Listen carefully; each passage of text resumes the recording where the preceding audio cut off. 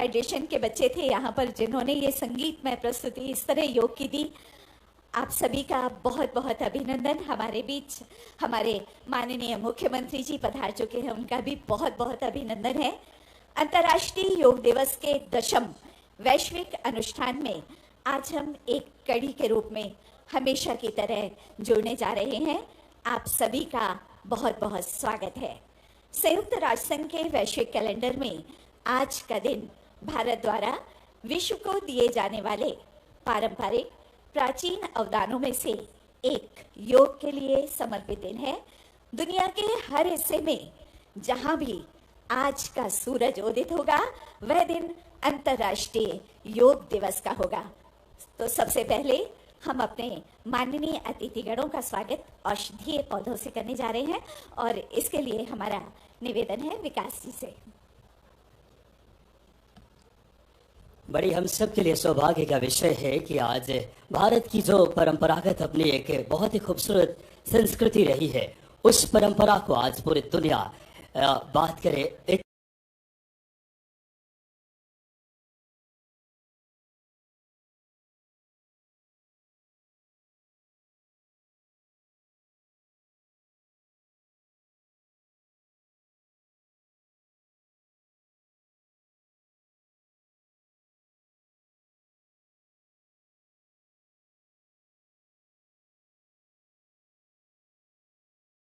जो समृद्ध, गौरवशाली और विकसित मध्य प्रदेश के संकल्प के साथ मध्य प्रदेश के जन जन में एक विश्वास पैदा किया है अपने नेतृत्व से।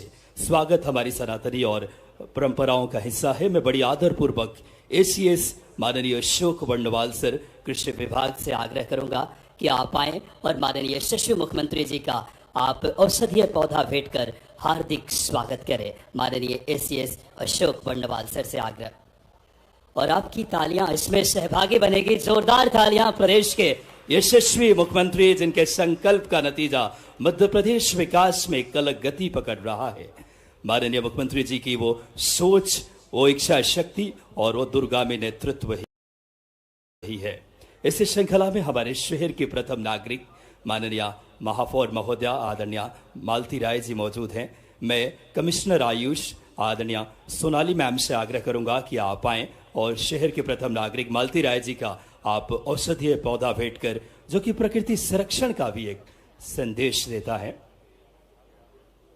मैं आग्रह करूंगा माननीय सोनाली मैम से, कमिश्नर आयुष से कि आप आए और माननीय मालती राय जी जो कि महापौर महोदया का बड़ी खुशी के क्षण हम सबके लिए। और इस श्रृंखला में मैं बड़ी आदरपूर्वक आग्रह करूंगा आदरणीय पीसी शर्मा जी आयुष विभाग से कि आप आए और माननीय सांसद आदरणीय श्री आलोक शर्मा जी का आप हार्दिक, लोकप्रिय सांसद आदरणीय आलोक शर्मा जी का जो भोपाल के महापौर रहते हुए भी बड़ी अनूठा काम कर रहा है माननीय। और इस श्रृंखला में हमारे बीच से माननीय विधायक हुजूर माननीय रामेश्वर शर्मा जी की गरिमा में उपस्थिति है। मैं आग्रह करूंगा आदरणीय राजीव मिश्रा सर आयुष विभाग से कि आप आए और माननीय रामेश्वर शर्मा जी विधायक हुजूर का आप आदरपूर्वक औषधीय पौधा भेंट कर उनका अभिवादन करें। बड़ी खुशी के क्षण। हमारा मंच देखिए आज कितना समृद्ध है अंतर्राष्ट्रीय योग दिवस के इस पावन अवसर पे। तालियां आपके सहभागी बने, ऊर्जा का संचार हो।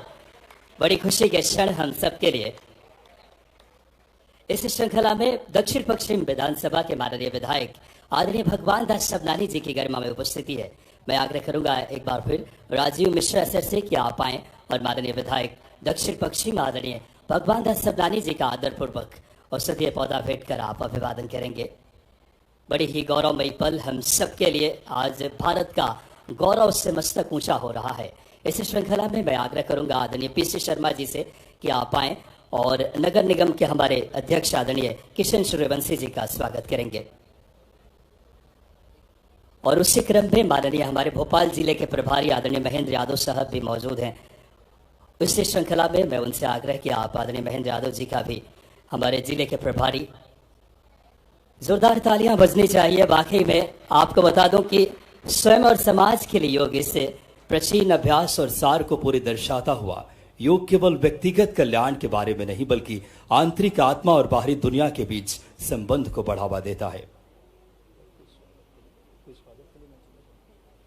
और अब स्वागत की इस कड़ी को हम यही विराम देते हैं। मैं मैम से आग्रह करूंगा कार्यक्रम की अगली कड़ी को विस्तार देने के लिए। और अब आपका ज्यादा समय ना लेते हुए स्वागत उद्बोधन के लिए हम आमंत्रित करने जा रहे हैं प्रमुख सचिव स्कूल शिक्षा एवं आयुष विभाग श्रीमती रश्मि अरुण शमी जी को। मैम कृपया आए स्वागत उद्बोधन के लिए।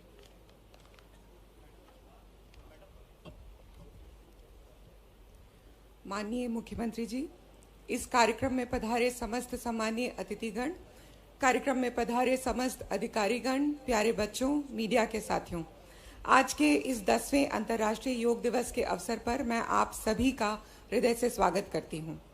हम सब जानते हैं कि दिनांक 11 दिसंबर 2014 को यूएन जनरल असेंबली ने 21 जून को अंतर्राष्ट्रीय योग दिवस मनाने का संकल्प पारित किया था।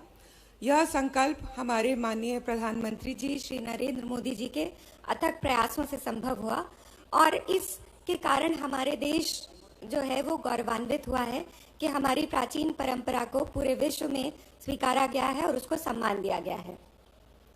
योग प्राचीन भारतीय परंपरा एवं संस्कृति की अमूल्य देन है। योग सिर्फ व्यायाम नहीं है बल्कि स्वयं के साथ विश्व एवं प्रकृति के साथ एकत्व खोजने का भाव है। इस वर्ष अंतर्राष्ट्रीय योग दिवस की थीम योग स्वयं और समाज के लिए, yoga for self and society है। वर्तमान समय और असंतुलित होती जा रही है और इसके कारण हमारा शारीरिक और मानसिक स्वास्थ्य भी प्रभावित हो रहा है। योग ही एक ऐसा माध्यम है जिसके कारण हम अपने शारीरिक स्वास्थ्य के साथ साथ मानसिक स्वास्थ्य को भी बेहतर कर सकते हैं, उसमें संतुलन ला सकते हैं। प्रदेश में आयुष विभाग के आयुष्मान आरोग्य मंदिर जो हेल्थ एंड वेलनेस सेंटर्स हैं, वहां आयुष महाविद्यालय एवं चिकित्सालय के माध्यम से प्रति दिवस योगाभ्यास कराया जाता है। इसके साथ ही आयुर्वेद जीवन शैली, आहार एवं विचार अपनाने पर बल दिया जाता है और लोगों को प्रेरित किया जाता है। हमारा मानना यह है कि यह रोग से मुक्ति के साथ स्वास्थ्य की व्यतीत करने में सहायक है। राष्ट्रीय आयुष मिशन के अंतर्गत आयुष स्वास्थ्य कार्यक्रम, आयुष आरोग्य मंदिर एवं आयुष ग्राम प्रारंभ किए गए हैं और इन सभी में आयुर्विद्या कार्यक्रम जो है वो सिखाया जा रहा है और आयुर्विद्या कार्यक्रम के अंतर्गत विद्यालयीन छात्र छात्राओं को आयुष जीवन शैली एवं योग अपनाने के लिए प्रेरित किया जा रहा है। इन आयुष्मान आरोग्य मंदिरों की सेवाओं को अभी हाल ही में BH द्वारा प्रमाणीकरण भी किया गया है। जन सामान्य को औषधीय वनस्पति के संरक्षण, संवर्धन और उनके गुणों की जानकारी दिए जाने के लिए पंडित खुशीलाल शर्मा आयुर्वेद महाविद्यालय भोपाल में राज्य महत्व का एक औषधीय उद्यान स्थापित किया जा रहा है।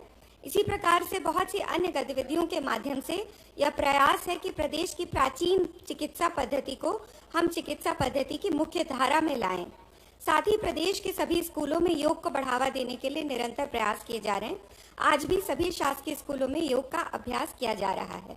इस वर्ष माननीय प्रधानमंत्री जी द्वारा योग दिवस पर योग के साथ सभी नागरिकों से श्रीअन्न अथवा मोटे अनाज के उपयोग करने का आह्वान भी किया गया है।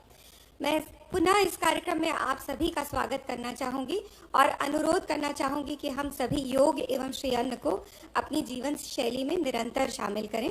धन्यवाद।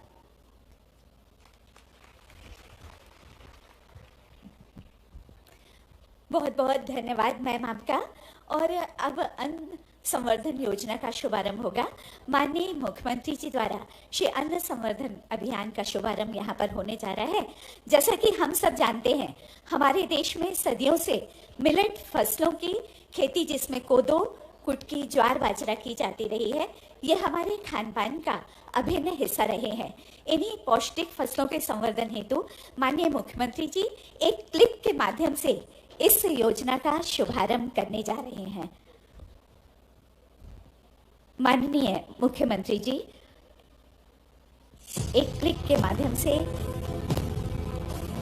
का शुभारंभ हुआ और आप देख पा रहे हैं श्री अन्न संवर्धन अभियान का यह भारत की शुभारंभ। खाद्य प्रणाली में संजीवनी की तरह है श्री अन्न, जिसे हम मिलेट्स या मोटा अनाज भी कहते हैं। कोदो, कुटकी, ज्वार, बाजरा इत्यादि श्री अन्न के वे रूप हैं जिनके पोषण एवं स्वास्थ्यवर्धक गुणों को विश्व के द्वारा पहचाना गया है। इसी आधार पर हमारे यशस्वी प्रधानमंत्री जी के नेतृत्व में भारत सरकार की अनुशंसा पर संयुक्त हेतु अंतर्राष्ट्रीय मिलेट वर्ष के रूप में मनाया गया।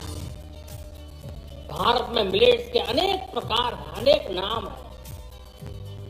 आज जब मिलेट्स घर घर में पहुंच रहा है, पूरी दुनिया में पॉपुलर हो रहा है, तो उसका सर्वाधिक लाभ भारत के छोटे किसानों के नसीब में है। अब इस सुपर फूड को श्री अन्न की नई पहचान दी गई।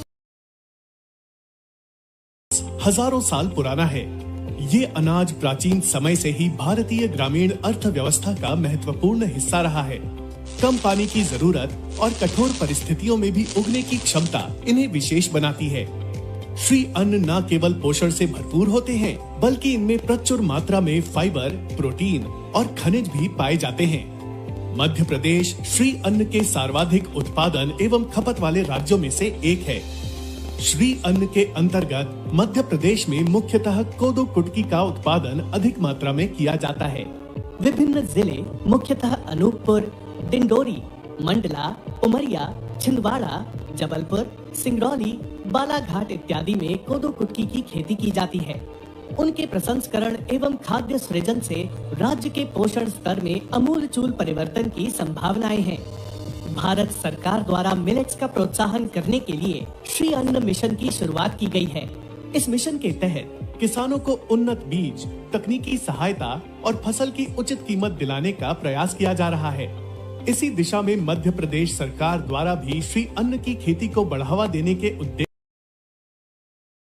नेतृत्व में भारत सरकार की अनुशंसा पर संयुक्त राष्ट्र संघ द्वारा वर्ष 2023 को मिलेट के प्रोत्साहन हेतु अंतर्राष्ट्रीय मिलेट वर्ष के रूप में मनाया गया। भारत में मिलेट्स के अनेक प्रकार, अनेक नाम है। आज जब मिलेट्स घर घर में पहुंच रहा है, पूरी दुनिया में पॉपुलर हो रहा है, तो उसका सर्वाधिक लाभ भारत के छोटे किसानों के नसीब में है। अब इस सुपर फूड को श्री अन्न की नई पहचान दी गई। भारत में श्री अन्न की खेती का इतिहास हजारों साल पुराना है। ये अनाज प्राचीन समय से ही भारतीय ग्रामीण बनाती है। श्री अन्न न केवल पोषण से भरपूर होते हैं, बल्कि इनमें प्रचुर मात्रा में फाइबर, प्रोटीन और खनिज भी पाए जाते हैं। मध्य प्रदेश श्री अन्न के सर्वाधिक उत्पादन एवं खपत वाले राज्यों में से एक है। श्री अन्न के अंतर्गत मध्य प्रदेश में मुख्यतः कोदो, कुटकी का उत्पादन अधिक मात्रा में किया जाता है। विभिन्न जिले मुख्यतः अनूपपुर, डिंडोरी, मंडला, उमरिया, छिंदवाड़ा, जबलपुर, सिंगरौली, बालाघाट इत्यादि में कोदो, कुटकी की खेती की जाती है। उनके प्रसंस्करण एवं खाद्य सृजन से राज्य के पोषण स्तर में अमूलचूल परिवर्तन की संभावनाएं हैं। मिशन की शुरुआत की गई है। इस मिशन के तहत किसानों को उन्नत बीज, तकनीकी सहायता और फसल की उचित कीमत दिलाने का प्रयास किया जा रहा है। इसी दिशा में मध्य प्रदेश सरकार द्वारा भी श्री अन्न की खेती को बढ़ावा देने के उद्देश्य से रानी दुर्गावती श्री अन्न प्रोत्साहन योजना को प्रारंभ किया गया है। इस योजना के अंतर्गत कोदो एवं कुटकी की खेती एवं प्रसंस्करण में कार्यरत किसान उत्पादक संगठनों को वित्तीय एवं तकनीकी सहायता प्रदान की जाएगी। इस योजना के अंतर्गत श्री अन्न प्रोत्साहन consortium of farmers producer company limited की स्थापना की गई है, जिसका मुख्य उद्देश्य कोदो, कुटकी की खेती कर रहे किसानों को उनकी उपज का उचित मूल्य दिलवाना है। इसी योजना के अंतर्गत हमारे माननीय मुख्यमंत्री श्री डॉक्टर मोहन यादव जी के द्वारा कोदो, कुटकी उत्पादक किसानों को 1000 रुपए प्रति क्विंटल अतिरिक्त प्रोत्साहन राशि देने का फैसला किया गया है। विभिन्न संगठनों के द्वारा कोदो, कुटकी के प्रसंस्करण उपरांत बिस्किट, कुकीज, पास्ता, ब्रेड इत्यादि प्रसंस्कृत उत्पादों का निर्माण किया जा रहा है। श्री अन्न सिर्फ एक अनाज नहीं, बल्कि हमारी संस्कृति, हमारी विरासत, हमारी स्वास्थ्य और समृद्धि का प्रतीक है। आइए मिलकर इस अनमोल धरोहर को संरक्षित करें और अपने जीवन में इसे अपनाएं।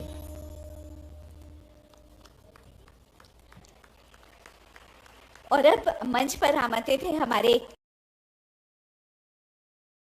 दो किसान भाई जिन्हें कोदो कुटकी के बीज यहाँ पर हमारे माननीय मुख्यमंत्री जी भेंट करेंगे। और ये किसान भाई हैं श्री श्याम सिंह कुशवाहा और श्री संतोष मीणा जी, भैरवपुरा भोपाल से हैं आप दोनों।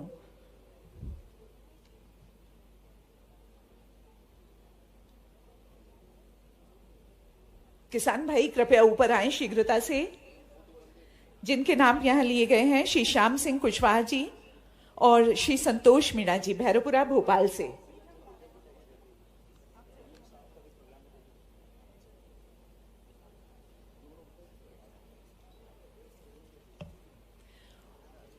उत्पादन प्रसंस्करण की उन्नत तकनीक के प्रशिक्षण के लिए प्रदेश स्तर पर कृषकों के शैक्षणिक भ्रमण तथा प्रशिक्षण कार्यक्रम भी इस दौरान आयोजित किए जा रहे हैं। और यहाँ पर कोदो कुटकी के ये बीज यहाँ प्रदान किए जा रहे हैं, इन्हें भेंट किए जा रहे हैं।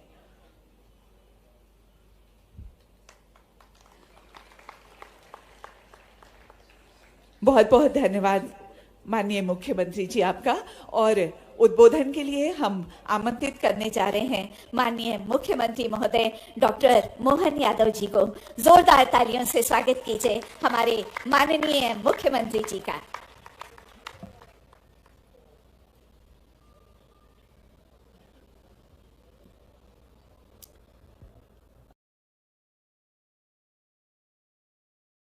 इस अवसर पर राज्य स्तर पर पूरे इस संपूर्ण आयोजन में इस मुख्य मंच पर विराजमान भोपाल के सांसद श्रीमान आलोक शर्मा जी, भोपाल की महापौर श्रीमती मालती राय जी, रामेश्वर शर्मा जी, भगवान दास जी, श्री किशन सूर्यवंशी जी, प्रदेश में स्थान स्थान पर अलग अलग स्थान पर बैठे हुए हमारे सभी माननीय मुख्यमंत्री, उप मुख्यमंत्री जी, माननीय सभी गणमान्य अतिथिगण, अधिकारीगण, इस अवसर पर योग अभ्यासी सभी मित्रों, पत्रकार साथियों, लगभग 10 वर्ष पहले आज ही के दिन यशस्वी प्रधानमंत्री ने संयुक्त राष्ट्र संघ में प्रस्ताव रखा, योग से निरोग दुनिया। माननीय प्रधानमंत्री जी के सुझाव से किस प्रकार से सहमति हम सबको जानकारी है।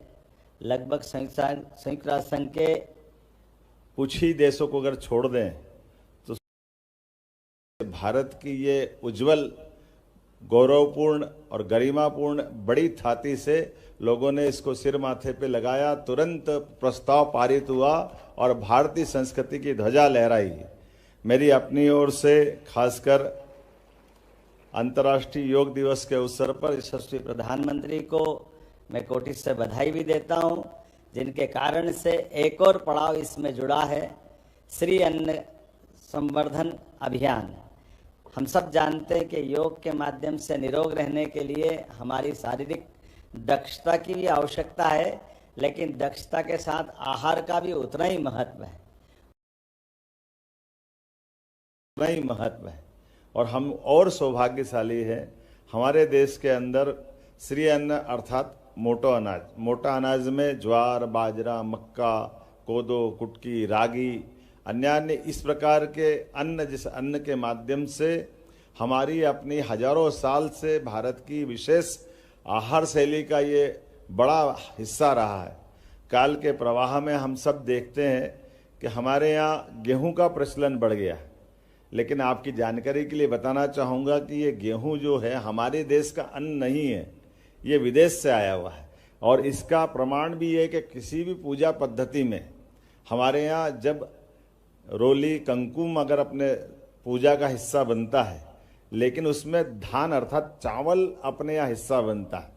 जहाँ चावल नहीं होगा वहाँ ज्वार बाजरा से काम चल जाता है, लेकिन गेहूं थाली में नहीं आता है। इसका मतलब हमारा प्राचीन अन्न हमारा अपना श्री अन्न है, जिसके आधार पर हमारी प्रत्येक विधि विधान से सिर माथे पे लगाने की परंपरा से लगाकर पूजा विधि भी उसी से संपन्न होती। इसलिए इस बात को हम सब जानते हैं, और खास करके योग के मामले में दो मार्ग हमारे इस देश की संस्कृति में है। एक घेरंड संहिता के माध्यम से घेरंड ऋषि, एक पतंजलि के माध्यम से।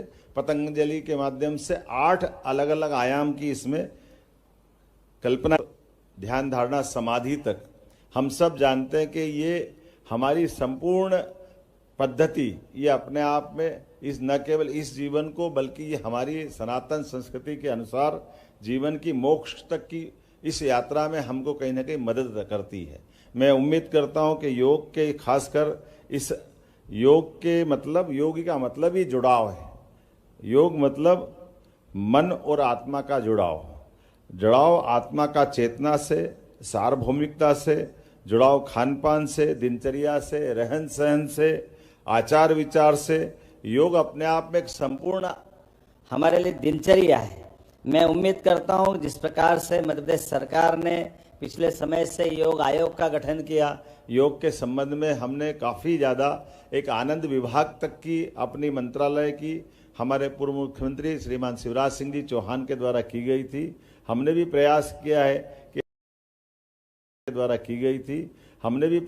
किया है कि इस आनंद विभाग के काम को और बढ़ाया जाए। साथ ही साथ आयुर्वेद की दृष्टि से भी हमारी सरकार बनने के बाद आयुर्वेद को लेकर के 11 नवीन आयुर्वेदिक महाविद्यालय प्रदेश में खोलने का पहली बार ये इतने बड़े स्तर पर पूरे देश का निर्णय रहा है कि 11 मेडिकल आयुर्वेदिक कॉलेज हमारे द्वारा खोले जा रहे हैं, जिसके माध्यम से जो हमारी अपनी वन संपदा क्षेत्र की विशेषता और खास करके आयुर्वेद के क्षेत्र में भारत में मध्य प्रदेश की भूमिका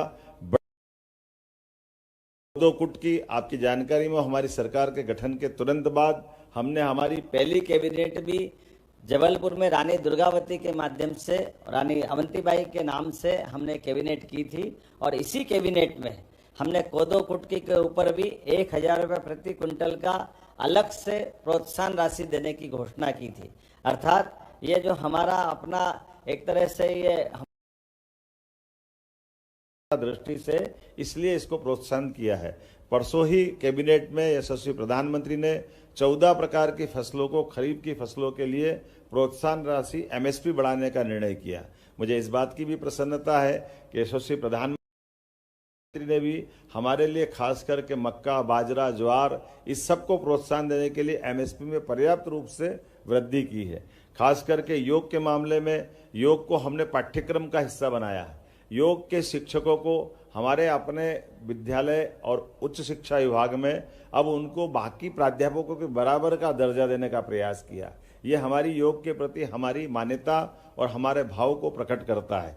उम्मीद करता हूं कि ये योग दिवस खास करके पूरी दुनिया योग के माध्यम से निरोग रहते हुए ये जो विश्व योग दिवस आज हम मनाने जा रहे हैं, और इसी में श्री अन्न संवर्धन का जो कार्यक्रम किया है, ये दोनों कार्यक्रम के माध्यम से आहार, विचार, व्यवहार और शरीर को निरोग रखने का जो अभियान है, इस यज्ञ की आहुति में हम सबके लिए केवल प्रतिदिन नियमितता और थोड़े समय की आवश्यकता है। मैं उम्मीद करता हूं कि योग के माध्यम से हमने कोविड के कठिन काल में देखा है कि जिनने योग किया है, जिनने आयुर्वेद के हिसाब से पथ्य पालन किया है, उनके जीवन में कम कष्ट आए। जो अपने खाने पीने की, सोने उठने बैठने की दिनचर्या को बिगाड़ते हैं, उनको कष्ट ज़्यादा हुआ है। तो ये अपने लिए चिकित्सालय जाने के बजाय हम अपने जीवन भर जो योग की कल्पना की गई है कि हम अपने पूरे जीवन का 100 साल भी पूरा करें, और 100 साल के बाद जब ये शरीर छोड़ें तो शरीर उसी प्रकार से छोड़ें जैसे पका हुआ फल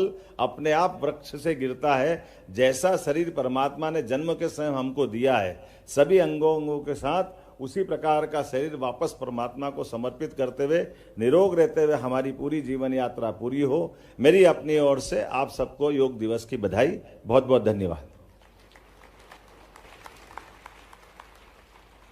बहुत बहुत धन्यवाद यशस्वी मुख्यमंत्री जी के लिए जोरदार तालियां बजाएं एक बार। वाकई में पूरे विश्व में भारत की जो एक अपनी बात करें गरिमा है, जो भारत का अपना परंपरागत जो संस्कृति है, और माननीय मुख्यमंत्री जी ने तमाम बिंदुओं को रेखांकित किया, और ये हम सब के लिए आज गर्व की अनुभूति होने वाले क्षण है कि जहां 175 से ज्यादा देशों ने योग को अपना बात करें पूर्ण सहमति से व संयुक्त राष्ट्र संघ में जिन्होंने भारत के इस परंपरागत इस वर्ष अंतर्राष्ट्रीय योग दिवस थीम है स्वयं और समाज के लिए योग।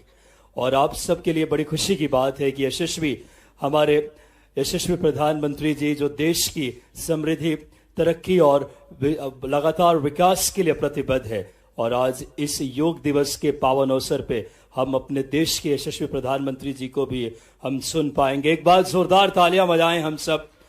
कितनी गौरव की बात है कि 10 वर्ष पूरे हो रहे योग में, स्वयं और समाज के लिए योग।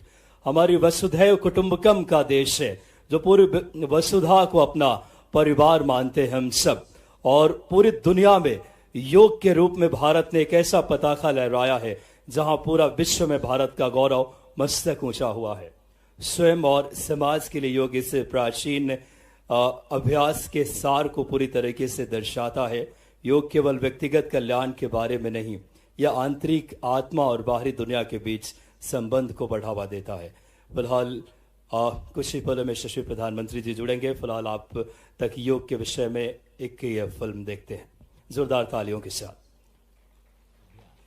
अब हम योग का अभ्यास चालन क्रिया से प्रारंभ करेंगे। ये शरीर में रक्त संचार को बढ़ाता है, थकान तथा शरीर की जकड़ाहट को दूर करता है। ग्रीवा चालन, गर्दन का व्यायाम। प्रथम चरण, गर्दन को आगे और पीछे झुकाना।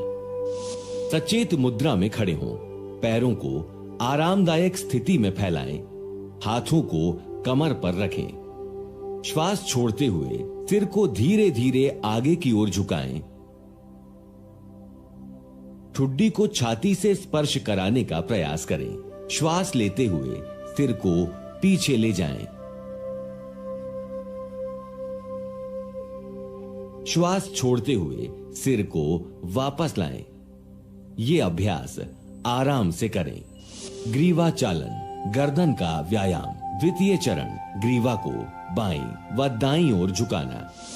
श्वास को छोड़ते हुए सिर को दाईं ओर झुकाएं। जितना संभव हो कान को कंधे के निकट तक ले जाएं। श्वास भीतर लेते हुए सिर को सामान्य स्थिति में ले जाएं। श्वास छोड़ते हुए सिर को धीरे धीरे बाईं ओर झुकाएं। श्वास भीतर लेते हुए सिर को वापस सामान्य स्थिति में ले जाएं।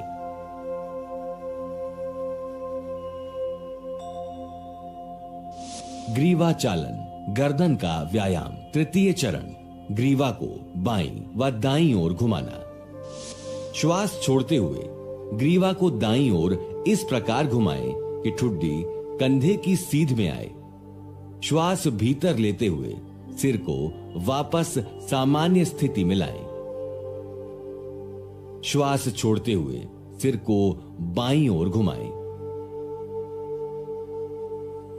श्वास भीतर लें तथा सिर को वापस सामान्य स्थिति में लाएं। ग्रीवा चालन, गर्दन का व्यायाम। चतुर्थ चरण, ग्रीवा को घुमाना। सिर को आगे की ओर झुकाकर ठुड्डी को छाती से स्पर्श कराने का प्रयास करें। श्वास भीतर लें तथा गर्दन को घड़ी की सुइयों की दिशा में घुमाएं।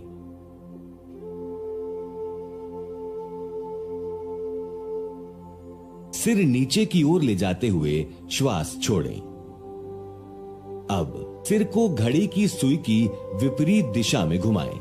ग्रीवा के चारों ओर खिंचाव, ग्रीवा के जोड़ों और मांसपेशियों में शिथिलन तथा ग्रीवा के दर्द को दूर होने की अनुभूति करें।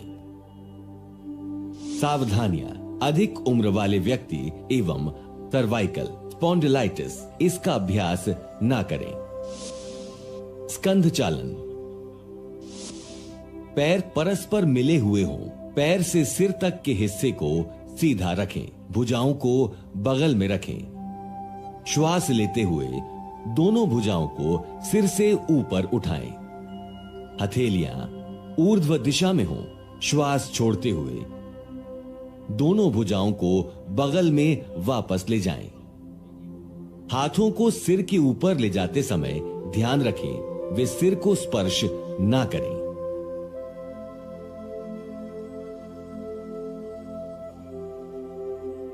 इसी तरह जब हाथों को नीचे लेकर आएं तो वो जांघों को स्पर्श ना करें। स्कंध चक्र। सीधे खड़े हो जाएं। दोनों भुजाओं को फैलाएं एवं हथेलियां ऊपर की ओर हों। बाएं हाथ की अंगुलियों को बाएं कंधे पर रखें और इसी प्रकार दाएं हाथ की अंगुलियों को दाएं कंधे पर रखें। दोनों कोहनियों को पूरी तरह चक्राकार घुमाएं। कोहनियों को आगे की ओर लाते हुए परस्पर स्पर्श कराने का प्रयास करें। इसी प्रकार पीछे की ओर ले जाते हुए कानों से स्पर्श कराने का प्रयास करें। इसी तरह विपरीत दिशा में भुजाओं को खींचते हुए घुमाएं और कोशिश करें कि इस दौरान भुजाएं शरीर को स्पर्श करें।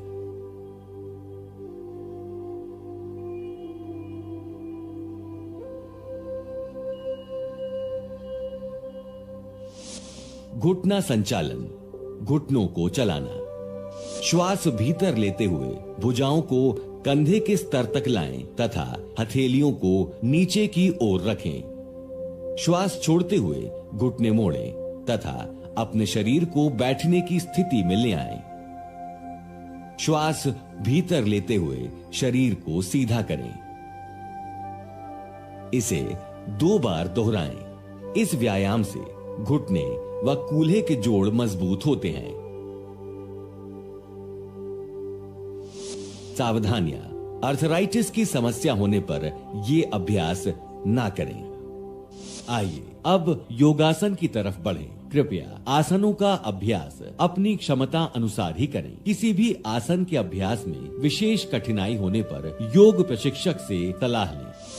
प्राणायाम। अनुलोम विलोम।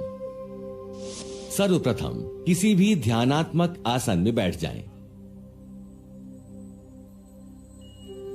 बाईं हथेली को बाएं घुटने पर ज्ञान मुद्रा में रखें। दाएं हाथ को नासाग्र मुद्रा में होना चाहिए। दाएं अंगूठे को दाहिने नासिका छिद्र पर रखें। बाईं नासिका छिद्र से सांस अंदर लें, फिर इसे बंद कर दें। दाहिने नासा छिद्र से सांस बाहर निकालें एवं दाहिने नासा छिद्र से सांस भीतर लें। दाहिने नासा छिद्र को बंद करें एवं बाईं नासा छिद्र से सांस बाहर निकालें। ये नाड़ी शोधन या अनुलोम विलोम प्राणायाम का एक चक्र है। इस प्रक्रिया के 4 से 5 चक्र और पूरे करें। लाभ। ये प्राणायाम चिंता एवं तनाव दूर करता है तथा फेफड़ों की क्षमता को बढ़ाता है। भ्रामरी प्राणायाम। चूंकि इस प्राणायाम में सांस छोड़ते समय जो ध्वनि निकलती है वो भौरे के समान मिलती जुलती लगती है। सर्वप्रथम किसी भी ध्यानात्मक आसन में बैठ जाएं। नासिका के द्वारा लंबा गहरा श्वास लें। नियंत्रित तरीके से गहरी और स्थिर भौरे के जैसी आवाज के साथ सांस बाहर छोड़ें।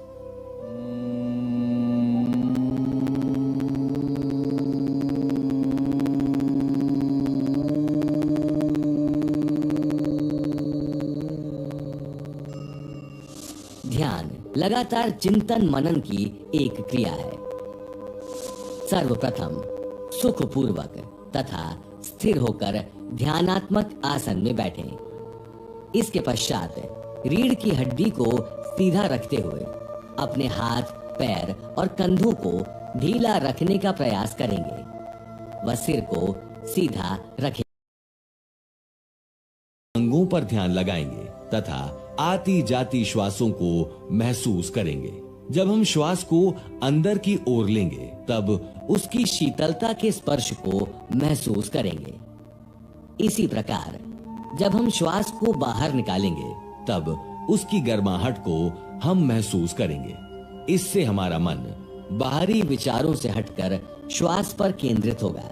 उसके पश्चात अपना ध्यान आंखों के ऊपर भौंहों के मध्य में केंद्रित करने का प्रयास करेंगे। इस प्रकार अंतर्मुखी होकर शांत अवस्था में अधिकाधिक रहने का प्रयास करेंगे। ये निरंतर अभ्यास की प्रक्रिया है। इसे नियमित रूप से 1 मिनट से शुरू कर अपनी सामर्थ्य अनुसार अधिक समय तक किया जा सकता है। लाभ: ये अभ्यास तनाव को दूर करता है, मन को नियंत्रित करता है तथा स्मृति को बढ़ाता है एवं सकारात्मक भावों को उत्पन्न करता है।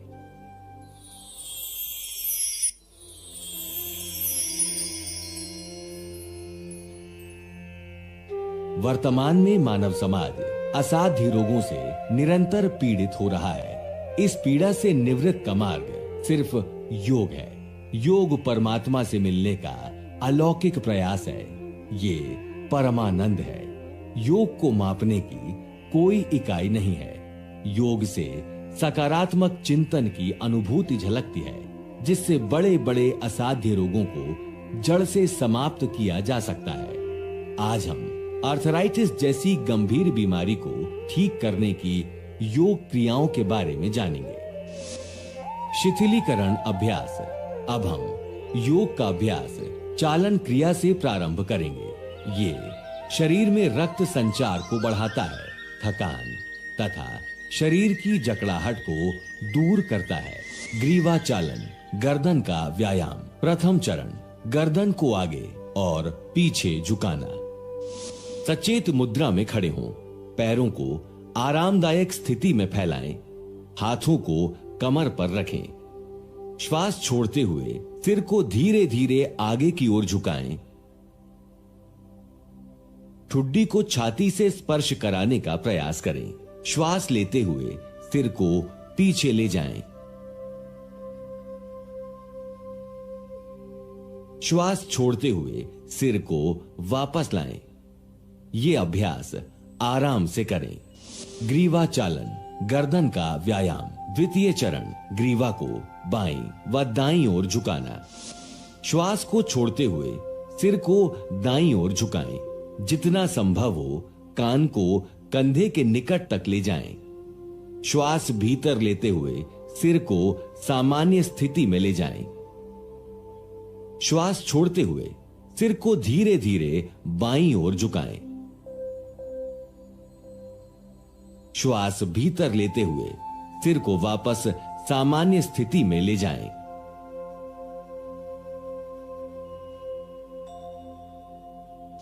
ग्रीवा चालन, गर्दन का व्यायाम। तृतीय चरण, ग्रीवा को बाईं व दाईं ओर घुमाना।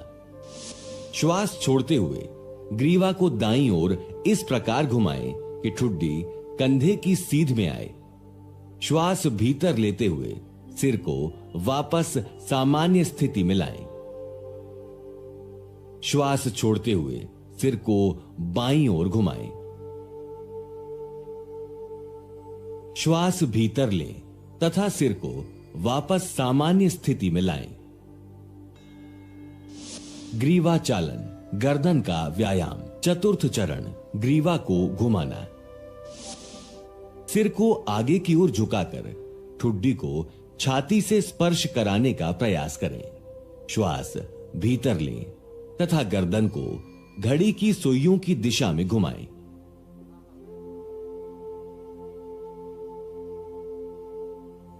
सिर नीचे की ओर ले जाते हुए श्वास छोड़ें। अब सिर को घड़ी की सुई की विपरीत दिशा में घुमाएं। ग्रीवा के चारों ओर खिंचाव, ग्रीवा के जोड़ों और मांसपेशियों में शिथिलन तथा ग्रीवा के दर्द को दूर होने की अनुभूति करें। सावधानियां: अधिक उम्र वाले व्यक्ति एवं सर्वाइकल स्पॉन्डिलाइटिस इसका अभ्यास ना करें। स्कंध चालन, पैर परस्पर मिले हुए हों। पैर से सिर तक के हिस्से को सीधा रखें। भुजाओं को बगल में रखें। श्वास लेते हुए दोनों भुजाओं को सिर से ऊपर उठाएं। हथेलियां ऊर्ध्व दिशा में हों। श्वास छोड़ते हुए दोनों भुजाओं को बगल में वापस ले जाएं।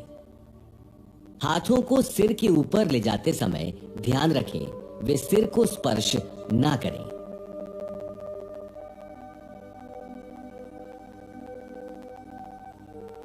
इसी तरह जब हाथों को नीचे लेकर आएं तो वो जांघों को स्पर्श ना करें। स्कंध चक्र। सीधे खड़े हो जाएं। दोनों भुजाओं को फैलाएं एवं हथेलियां ऊपर की ओर हों।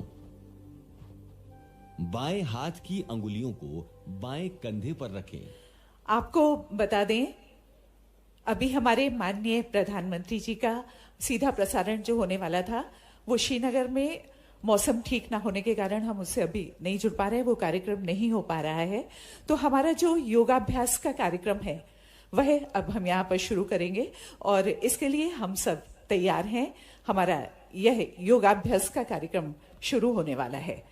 इस प्रसारण को देखते हुए हम सब इस योगाभ्यास को करेंगे।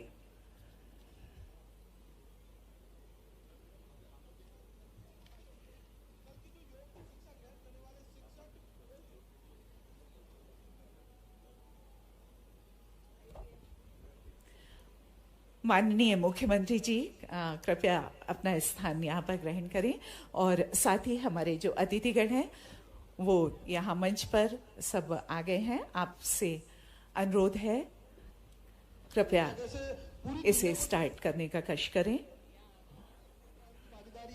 स्थानीय लोगों की भागीदारी है।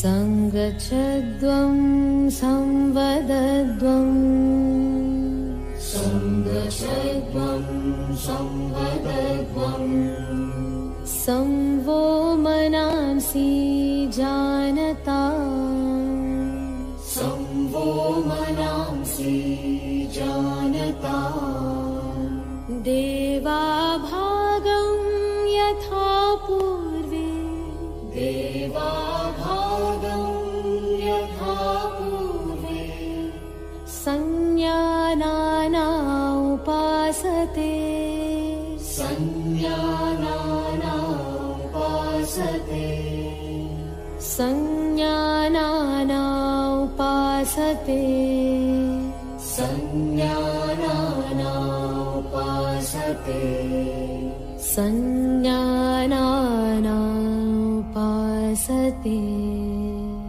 संज्ञानाना उपासते।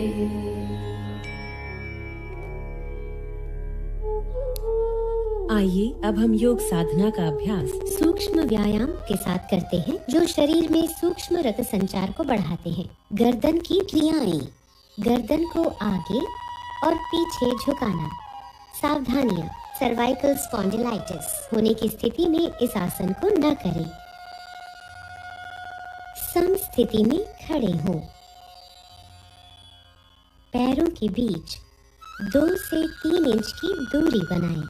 हाथों को कमर पर रखें। श्वास छोड़ते हुए सिर को धीरे धीरे आगे की ओर झुकाएं और ठोड़ी को छाती से स्पर्श का प्रयास करें। श्वास अंदर लेते हुए सिर को उतना पीछे ले जाएं जितना आराम से जा सके। ये एक चक्र है, इसे एक और बार दोहराएं।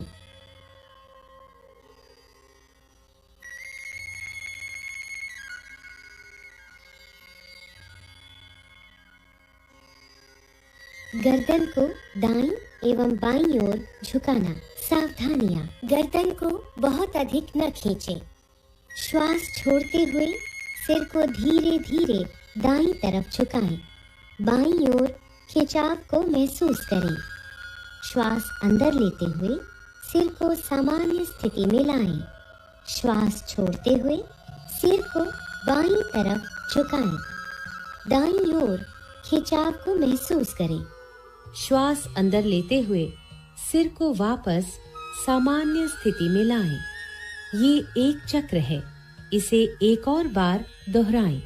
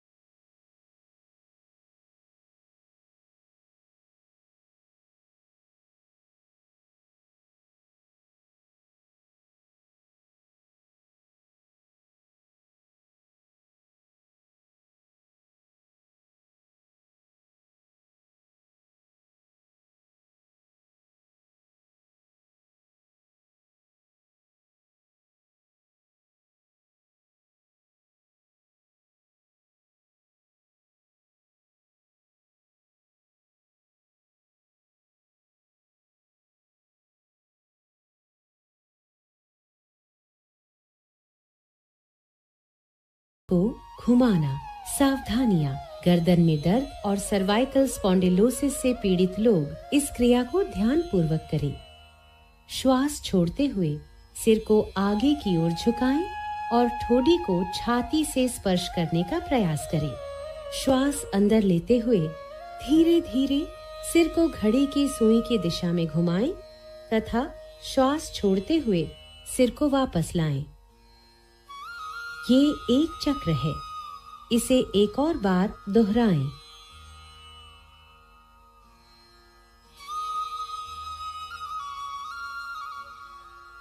अब सिर को घड़ी की सुई की विपरीत दिशा में घुमाएं। श्वास अंदर लेते हुए सिर को पीछे ले जाएं और श्वास छोड़ते हुए वापस सामान्य स्थिति में आ जाएं। ये एक चक्र है, इसे एक और बार दोहराएं।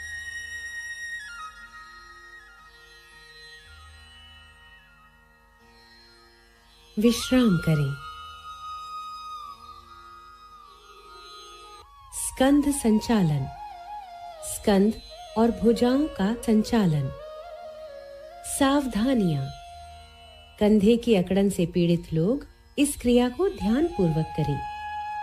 सम स्थिति से शुरुआत करें। हाथों की उंगलियां मिली हुई और जमीन की दिशा में हो। श्वास लेते हुए बगल से दोनों भुजाओं को सिर के ऊपर उठाएं। हथेलियां बाहर की दिशा में हो। श्वास छोड़ते हुए हाथों को नीचे ले आएं। ये एक चक्र है, एक और बार दोहराएं।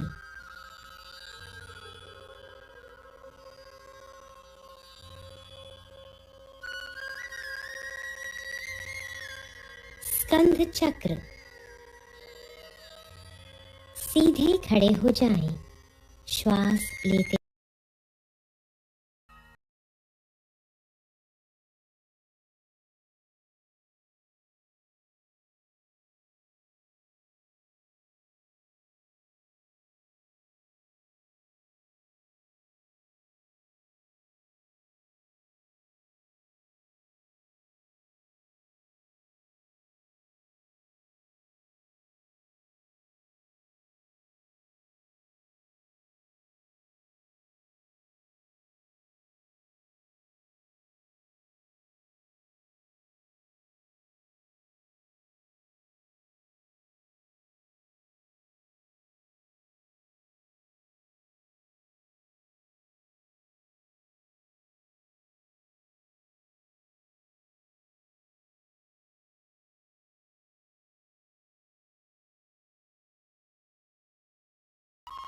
कटी शक्ति विकासक।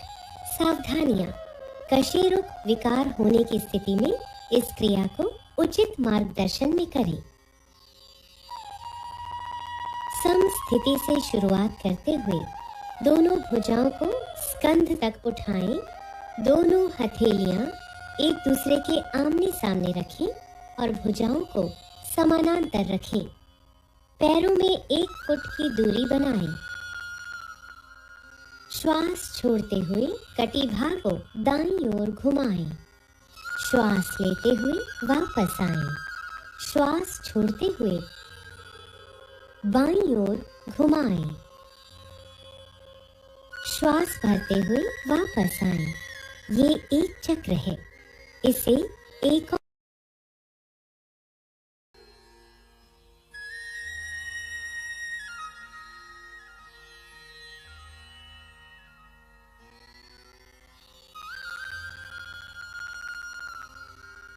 श्वास छोड़ते हुए धीरे धीरे भुजाओं को वापस सामान्य स्थिति में लाएं। पैरों को जोड़ें। विश्राम करें। घुटना संचालन। सावधानियां। आर्थराइटिस और मोटापे से पीड़ित होने पर इस क्रिया को ध्यान पूर्वक करें। समस्थिति से शुरुआत करें। पैरों में 1 फुट की दूरी बनाएं। श्वास अंदर लेते हुए भुजाओं को कंधे के स्तर तक लाएं तथा हथेलियों को नीचे की ओर रखें। श्वास छोड़ते हुए घुटनों को मोड़ें और अपने शरीर को आधा बैठने की स्थिति में ले आएं। अंतिम स्थिति में दोनों भुजाएं और जांघें जमीन की तरफ समानांतर स्थिति में होनी चाहिए। श्वास लेते हुए वापस आएं। ये एक चक्र है। इसे एक और बार दोहराएं। श्वास छोड़ते हुए धीरे धीरे भुजाओं को वापस लाएं तथा पैरों को जोड़ें। विश्राम करें। आइए अब योग आसन की तरफ बढ़ें। खड़े होकर किए जाने वाले आसन। ताड़ासन। ताड़ का अर्थ है ताड़ का पेड़। सावधानियां। जिन व्यक्तियों को आर्थराइटिस, वेरिकोज वेन्स तथा चक्कर आने की समस्याएं हैं, उन्हें ये आसन नहीं करना चाहिए। समस्थिति से शुरुआत करते हुए सीधे खड़े हो जाएं। पैरों के बीच परस्पर 2 इंच की दूरी बनाएं। श्वास लें। भुजाओं को ऊपर उठाते हुए आगे की तरफ कंधों की सीध में ले जाएं। उंगलियों को आपस में जकड़ें तथा श्वास छोड़ते हुए हथेलियों को बाहर की तरफ मोड़ें। अब श्वास भरते हुए भुजाओं को सिर के ऊपर ले जाएं। एड़ियों को जमीन से ऊपर उठाएं और पंजों पर संतुलन बनाएं। इस स्थिति में शारीरिक सजगता के साथ 3 से 10 श्वासों तक बने रहें। एड़ियों को नीचे ले आएं। उंगलियों को खोलें। श्वास छोड़ते हुए भुजाओं को नीचे लाएं और समस्थिति में लौट आएं।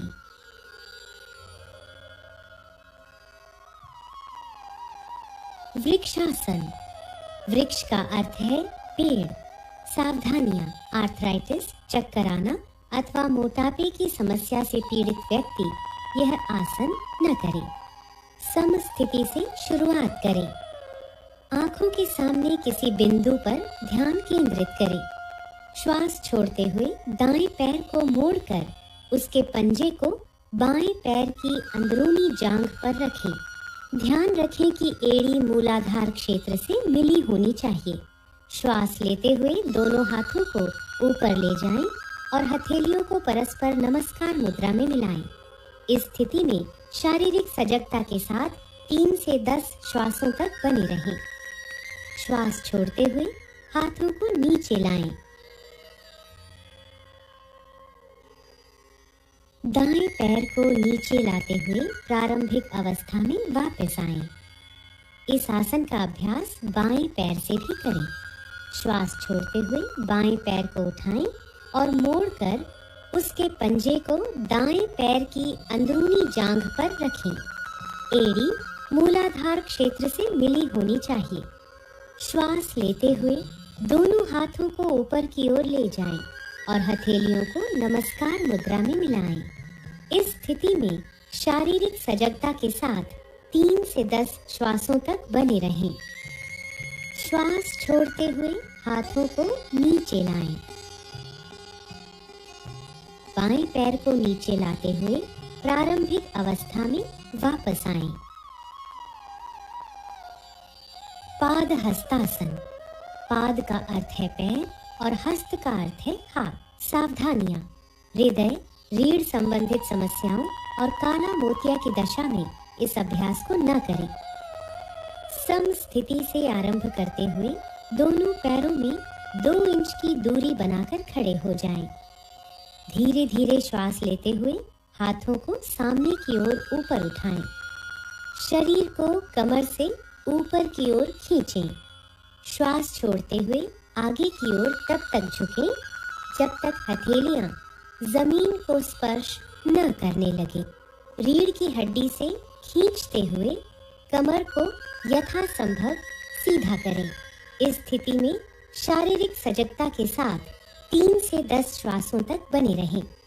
अब श्वास लेते हुए धीरे धीरे वापस आ जाएं और भुजाओं को सिर के ऊपर ले जाकर खींचें।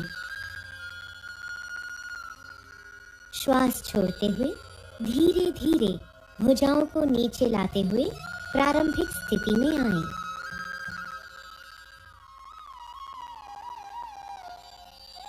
अर्ध चक्रासन। अर्ध का अर्थ है आधा तथा चक्र का अर्थ है पहिया। सावधानियां। चक्कर आने तथा हृदय संबंधी समस्याओं में यह आसन न करें। सम स्थिति से आरंभ करते हुए दोनों पैरों में 2 इंच की दूरी बनाकर खड़े हो जाएं। दोनों हाथों की उंगलियों को कमर पर रखकर पीठ को सहारा दें। कोहनियों को परस्पर समानांतर रखें। सिर को पीछे झुकाएं। गर्दन की मांसपेशियों में खिंचाव महसूस करें। श्वास छोड़ते हुए रीढ़ के निचले हिस्से से पीछे की ओर झुकें। इस स्थिति में शारीरिक सजगता के साथ 3 से 10 श्वासों तक बने रहें। श्वास लेते हुए धीरे धीरे वापस आएं तथा सामान्य स्थिति में लौटें। विश्राम करें। त्रिकोणासन। त्रिकोण का अर्थ है त्रिभुज। सावधानियां। स्लिप्ड डिस्क, सायटिका और उदर में सर्जरी के उपरांत यह आसन न करें। सम स्थिति से आरंभ करते हुए पैरों के बीच 3 फीट की दूरी बनाकर खड़े हो जाएं। श्वास लेते हुए दोनों हाथों को कंधे की सीध तक उठाएं और हथेलियों को बाहर की तरफ रखें। दाएं पैर को दाईं तरफ घुमाएं। श्वास छोड़ें।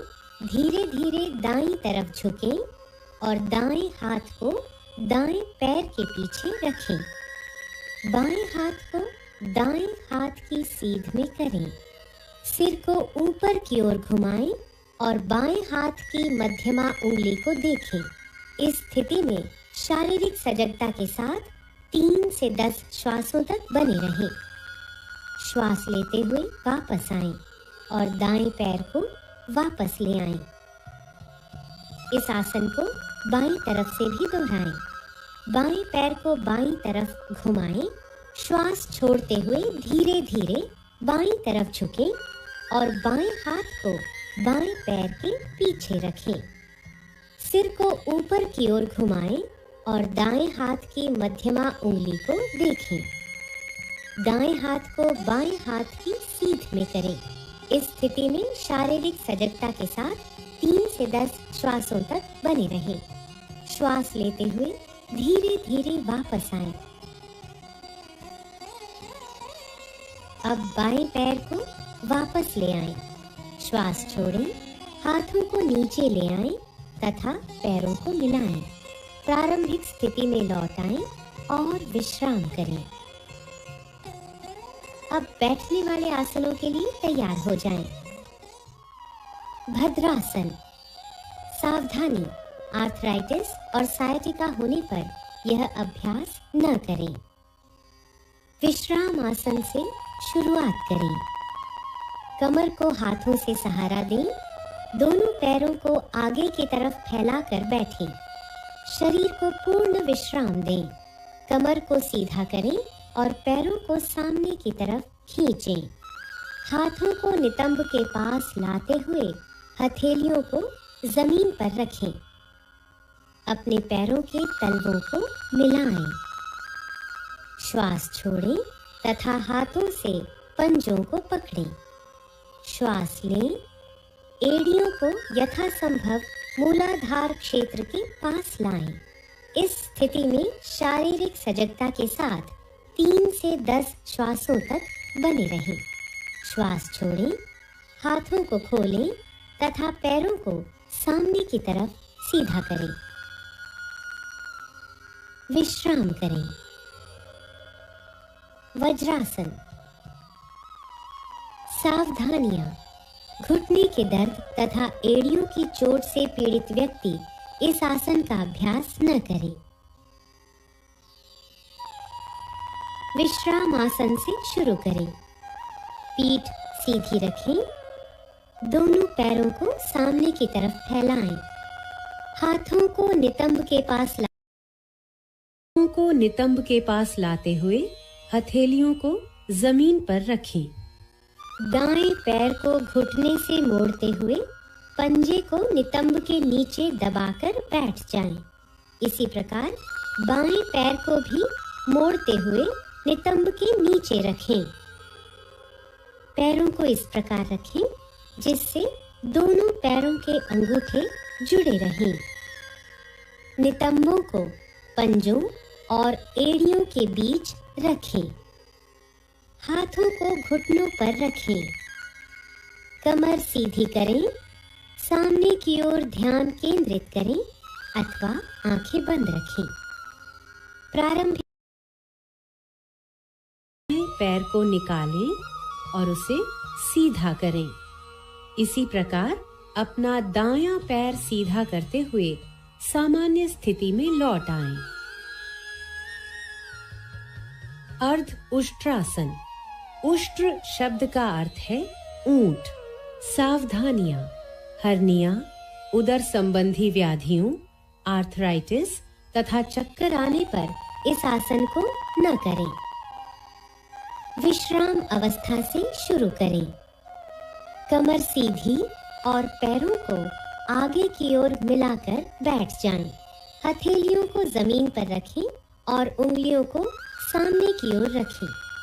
दाएं पैर को घुटने से मोड़ते हुए पंजे को दाएं नितंब के नीचे दबाकर बैठ जाएं। इसी प्रकार बाएं पैर को भी मोड़ते हुए बाएं नितंब के नीचे रखें। घुटनों पर खड़े हो जाएं। जांघों को सीधा रखें। हाथों को नितंबों पर रखें। उंगलियां नीचे की ओर हों। कोहनियों को श्वास लें। सिर को पीछे झुकाएं तथा गर्दन में खिंचाव महसूस करें। श्वास छोड़ें और कटिभाग से यथासंभव पीछे की ओर झुकें। इस स्थिति में शारीरिक सजगता के साथ 3 से 10 श्वासों तक बने रहें। श्वास लेते हुए घुटनों के बल बैठ जाएं। पैरों को सामने की तरफ सीधा करें। प्रारंभिक स्थिति में वापस आएं।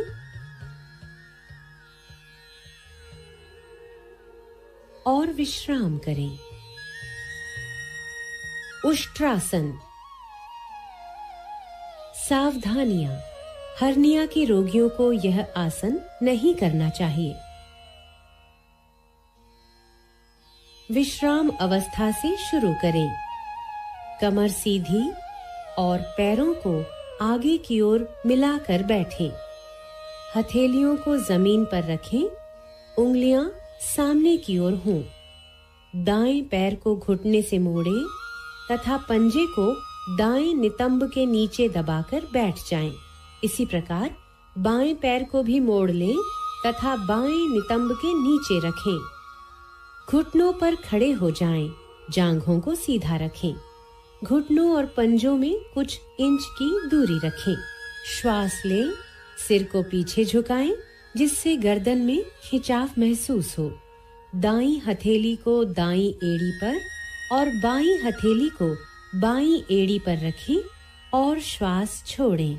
पूरे शरीर का भार भुजाओं और पैरों पर होना चाहिए। इस स्थिति में शारीरिक सजगता के साथ 3 से 10 श्वासों तक बने रहें। श्वास लेते हुए घुटनों के बल बैठ जाएं। पैरों को सामने की तरफ सीधा करें। प्रारंभिक स्थिति में लौट आएं और विश्राम करें। शशकासन। शशक का अर्थ है खरगोश। सावधानियां। घुटनों से संबंधित ऑस्टियोआर्थराइटिस से पीड़ित व्यक्ति इस आसन को न करें। विश्राम अवस्था से शुरू करें। कमर सीधी रखें। पैरों को आगे हिलाकर बैठ जाएं। हथेलियों को जमीन पर तथा उंगलियां सामने की ओर रखें। दाएं पैर को घुटने से मोड़ लें तथा पंजे को दाएं नितंब के नीचे दबाकर बैठ जाएं। इसी प्रकार बाएं पैर को भी मोड़ लें तथा बाएं नितंब के नीचे रखें। दोनों घुटनों को फैलाएं। पैरों के अंगूठे एक दूसरे से मिले हों। हथेलियों को दोनों घुटनों के बीच में रखें। श्वास छोड़ते हुए धड़ से आगे की ओर झुकें और ठोडी को जमीन से स्पर्श करें। भुजाओं को समानांतर रखें।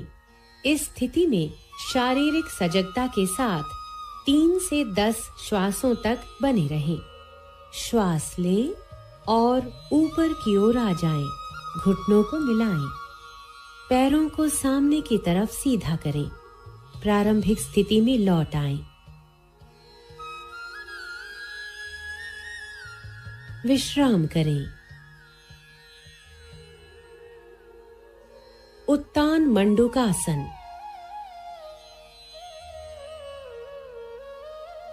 सावधानियां।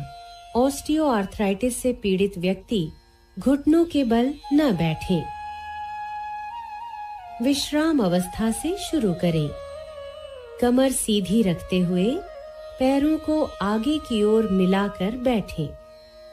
हथेलियों को जमीन पर रखें। उंगलियां सामने की ओर स्थित हों।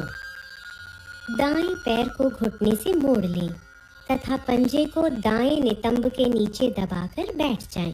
इसी प्रकार बाएं पैर को भी मोड़ लें और बाएं नितंब के नीचे रखें। हथेलियों को दोनों घुटनों के बीच में रखें। दोनों घुटनों को फैलाएं। दोनों हाथों को सिर के ऊपर ले जाएं। कोहनियों से मोड़ते हुए दाईं हथेली को बाएं कंधे पर और बाईं हथेली को दाएं कंधे पर रखें। इस स्थिति में शारीरिक सजगता के साथ 3 से 10 श्वासों तक बने रहें। अब श्वास लें तथा हाथों को ऊपर उठाएं। श्वास छोड़ें। हाथों को नीचे लाएं और घुटनों को मिलाएं। पैरों को सामने की ओर सीधा करें। प्रारंभिक स्थिति में वापस आएं। विश्राम करें। वक्रासन। वक्र का अर्थ है घुमावदार। सावधानियां। अत्यधिक पीठ दर्द एवं रीढ़ की हड्डी के विकारों से पीड़ित व्यक्ति इस अभ्यास को न करें। विश्राम अवस्था से शुरू करें। कमर सीधी और पैरों को आगे की ओर मिलाकर बैठें। दाएं पैर को मोड़ते हुए दाएं पंजे को बाएं घुटने के साथ रखें। बाएं हाथ को दाहिने पैर की ओर से लाते हुए बाईं हथेली को दाएं पंजे के साथ रखें। श्वास छोड़ें तथा अपने शरीर और सिर को दाईं ओर घुमाएं। इस स्थिति में 3 से 10 श्वासों तक बने रहें। श्वास लें तथा वापस आएं। इस आसन को दूसरी तरफ से दोहराएं। बाएं पैर को मोड़ते हुए बाएं पंजे को भी दाएं घुटने के साथ रखें। दाएं हाथ को बाएं पैर की ओर से लाते हुए दाईं हथेली को बाएं पैर के साथ रखें। श्वास छोड़ें तथा अपने शरीर और सिर को बाईं ओर घुमाएं। इस स्थिति में 3 से 10 श्वासों तक बने रहें। श्वास लें तथा प्रारंभिक स्थिति में वापस आएं।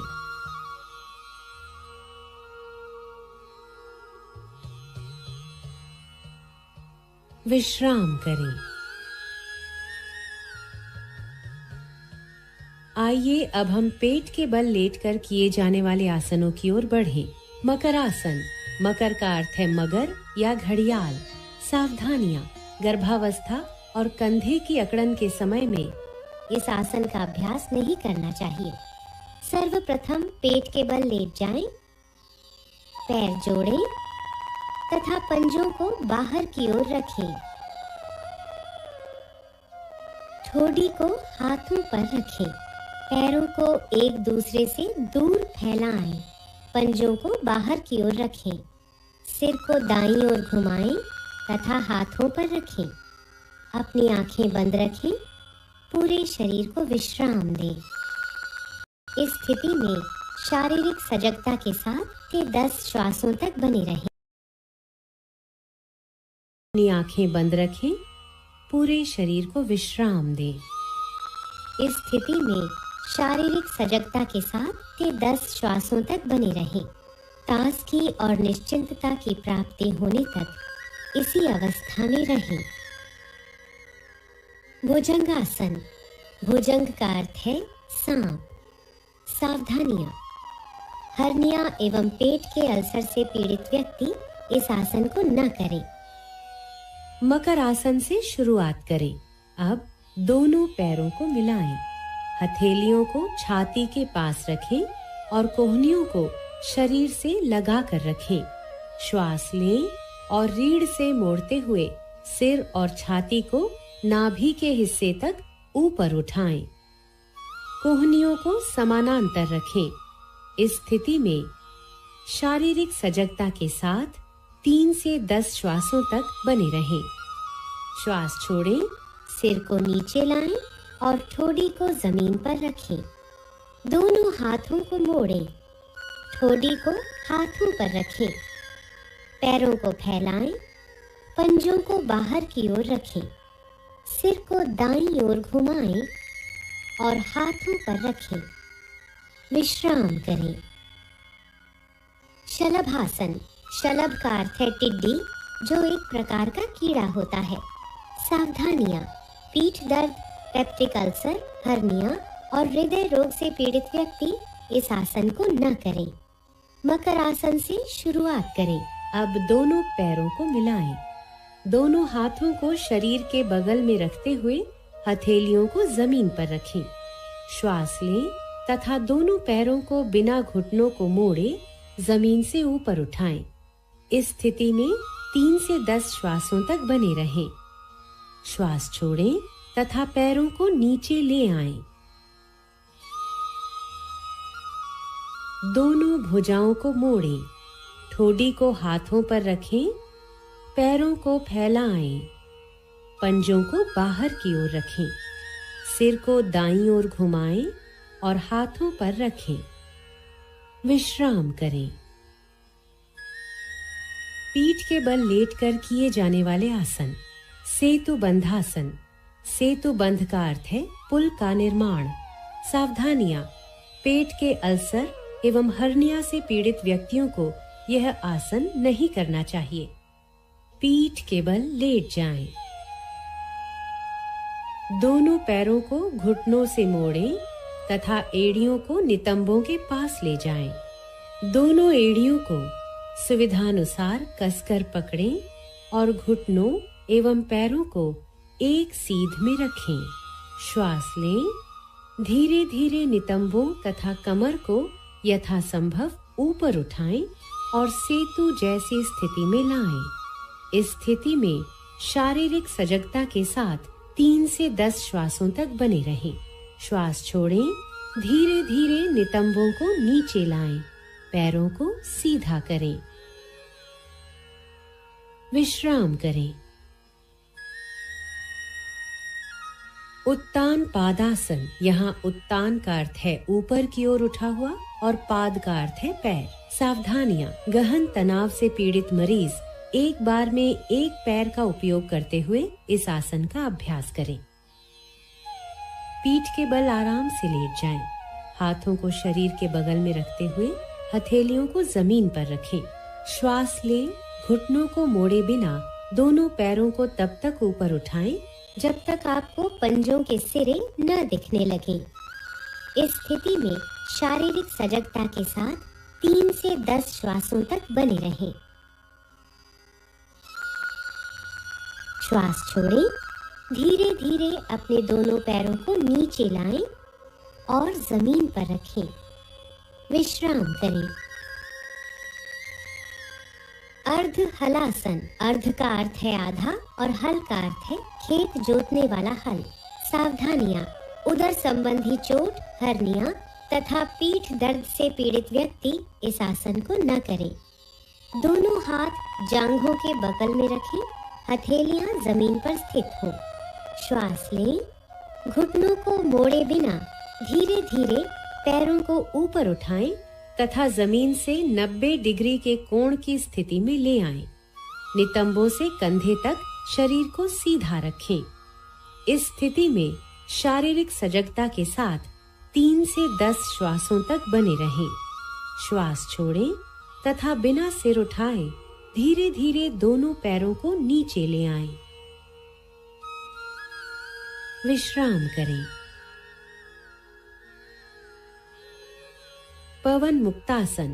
पवन का अर्थ है वायु और मुक्त का अर्थ है मुक्त करना। सावधानियां। उदर संबंधी चोट, हर्निया, सायटिका या अत्यधिक पीठ दर्द में इस अभ्यास को न करें। पीठ के बल लेट जाएं। पैरों को दोनों घुटनों से मोड़ें। श्वास छोड़ें। जांघों और घुटनों को छाती के निकट लाएं। श्वास लें और दोनों हाथों की उंगलियों को आपस में जकड़ते हुए दोनों पैरों की पिंडलियों को कसकर पकड़ लें। श्वास छोड़ें। सिर तथा कंधे उठाएं और ठोड़ी को घुटनों के बीच लगाने का प्रयास करें। इस स्थिति में शारीरिक सजगता के साथ 3 से 10 श्वासों तक बने रहें। श्वास लेते हुए सिर को जमीन पर लाएं। श्वास छोड़ें और पैरों को जमीन पर वापस ले आएं।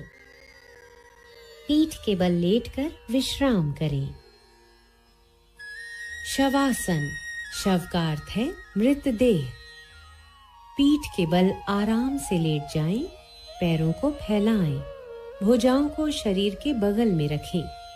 हथेलियां ऊपर की ओर हों और आंखों को बंद रखें और लयबद्ध होने दें। श्वास मंद होते हुए महसूस करें। ताजगी और निश्चिंतता की प्राप्ति होने तक इसी अवस्था में रहें। वापस आएं और किसी भी आरामदायक स्थिति में बैठ जाएं। कपालभाति। सावधानियां। हृदय संबंधी व्याधियों, मिर्गी, हर्निया, गैस्ट्रिक अल्सर तथा मासिक धर्म के दौरान यह क्रिया नहीं करनी चाहिए। किसी भी आरामदायक स्थिति में बैठ जाएं। आंखें बंद करें और पूरे शरीर को शिथिल करें। गहरा श्वास लें तथा श्रोणी में श्वास का भरना तथा छाती के फैलाव को महसूस करें। नासिका छिद्रों से श्वास का अंदर जाना और सीने में भरना महसूस करें। उदर की मांसपेशियों पर दबाव देते हुए श्वास छोड़ें। निष्क्रिय रूप से श्वास ग्रहण करें। आइए अब 20 आवृत्तियों के साथ कपालभाति का पहला चक्र आरंभ करें।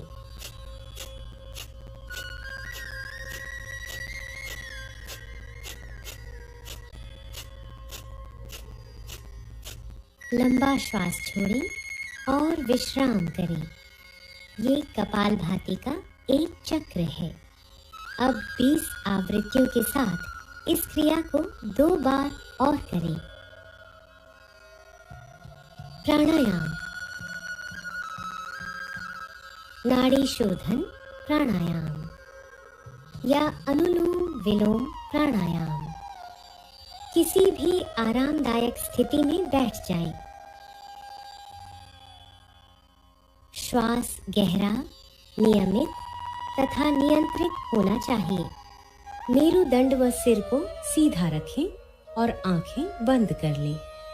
गहरे श्वास के साथ शरीर और मन को आराम की स्थिति में लाएं।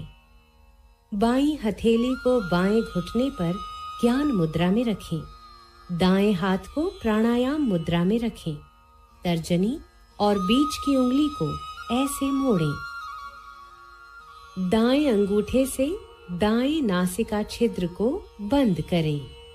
अब बाएं नासिका छिद्र से श्वास लें। अपने शरीर में प्राण रूपी श्वास के आवागमन को महसूस करें। फिर बाएं नासिका छिद्र को अनामिका और कनिष्ठिका से बंद कर लें और दाहिने नासिका छिद्र से श्वास छोड़ें। अब दाहिने नासिका छिद्र से ही श्वास लें। अंगूठे से दाहिने नासिका छिद्र को बंद करें और बाएं नासिका छिद्र से श्वास छोड़ें। ये नाड़ी शोधन प्राणायाम का एक चक्र है। 4 चक्र और पूरे करें।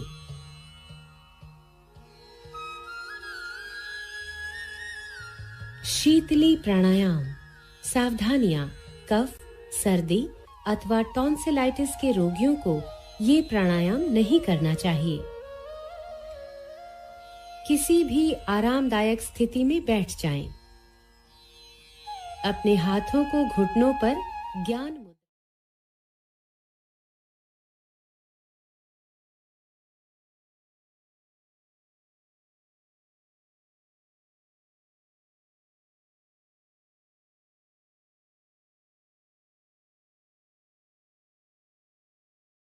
Under the dynamic leadership of Honorable Prime Minister, this year Yoga Day celebrations are going to be distinctive as the year 2024 marks the 10th edition of International Day of Yoga. माननीय प्रधानमंत्री जी के शीर्ष नेतृत्व में जम्मू कश्मीर की निरंतर प्रगति के सूत्रधार हैं यहाँ के माननीय उपराज्यपाल। I request Shri Manoj Sinha, Honorable Lieutenant Governor, UT of Jammu Kashmir, for welcome remarks.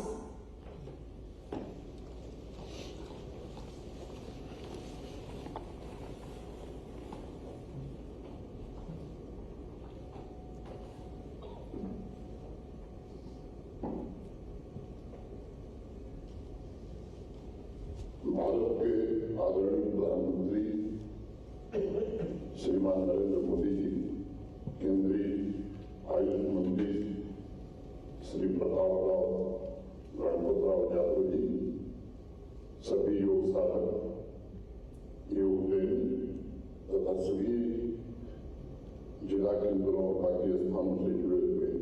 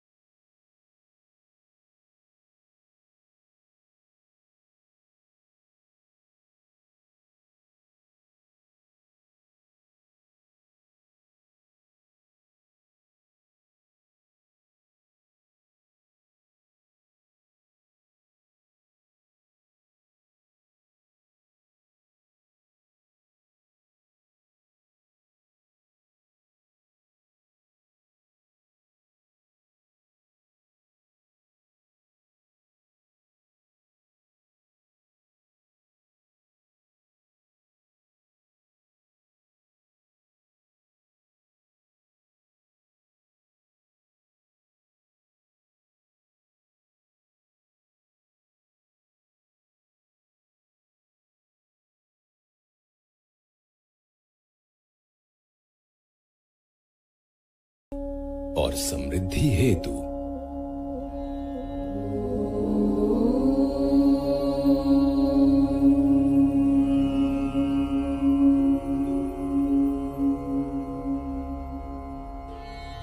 सर्वे भवन्तु सुखिनः सर्वे सन्तु निरामयाः सर्वे भद्राणि पश्यन्तु मा कश्चित् दुःखभाग् भवेत् मा कश्चित् दुःखभाग् भवेत्। ॐ शान्ति शान्ति शान्ति।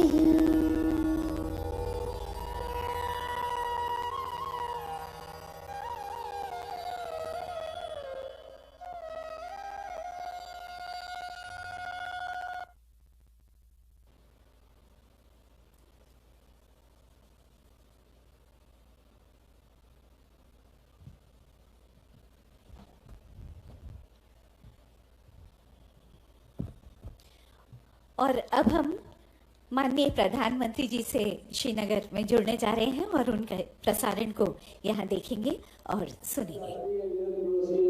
अवसर पर उपस्थित होने पर मैं अपने आप को गौरवान्वित महसूस कर रहा हूँ। मुझे आज यहाँ धरती पर स्वर्ण श्रीनगर में उपस्थित इस जनसमूह को संबोधित करते हुए अत्यंत प्रसन्नता हो रही है।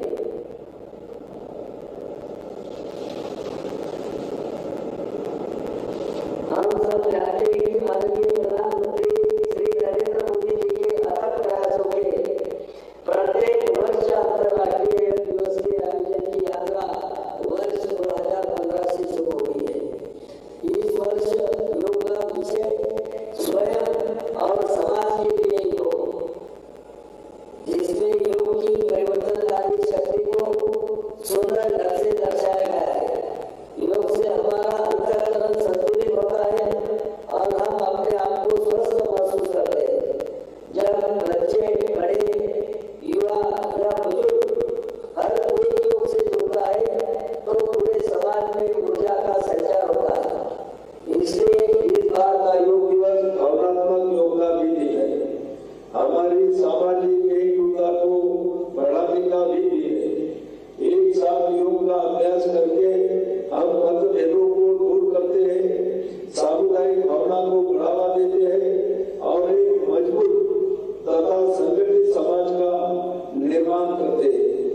योग एक और जहाँ यह शारीरिक, मानसिक और आध्यात्मिक विकास को बढ़ावा देकर व्यक्ति का पोषण करता है, वही दूसरी ओर यह समाज को एकता और कल्याण में भी योगदान देता है। योग सद्भावना और सहानुभूति की संस्कृति को बढ़ावा देकर दूसरों के प्रति करुणा और सहानुभूति को प्रोत्साहित करता है। योग हमारे आत्मविश्वास और मनोबल को विकसित करने में भी मदद करता है, ताकि हम अपने रोजमर्रा की परेशानियों पर विजय प्राप्त कर सके। योग हमें मानसिक शांति देता है और अनुशासन तथा सहन शक्ति विकसित करने में भी हमारी मदद करता है। मुझे